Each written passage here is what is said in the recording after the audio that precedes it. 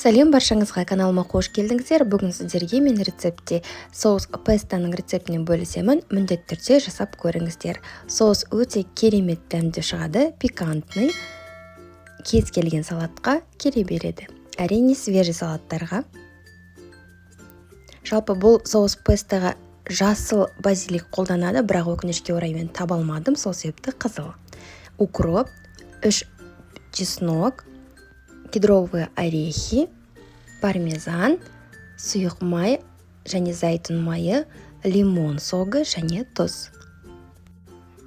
Барлығы міндетті түрде өлшенулі болу керек. Кухонный весы болса міндетті түрде қолданыңыз. Зәйтүн майын 100 мл.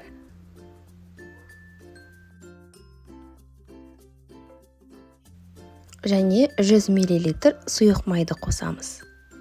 Одан кейін кедровые орехи, одан 30 грамм. 3 чеснок, және кіші болғаны дұрыс. Лимон қышқылы, лимон соғы 10 грамм. Аз ғана тұз, және укроп. Жасыл базиликті тапсаңыздар, міндетті түрде жасыл базиликпен жасаңыздар.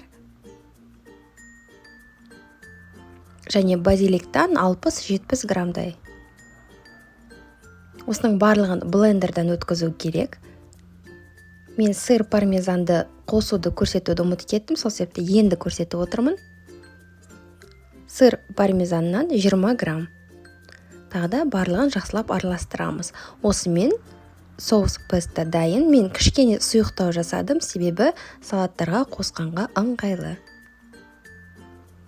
Тоңазғышта 20-21 күн сақтаймыз. Кез келген свежий салаттарға қолдануға болады. Міндетті түрде жасап көріңіздер. Келесі кездескенше сау болыңыздар.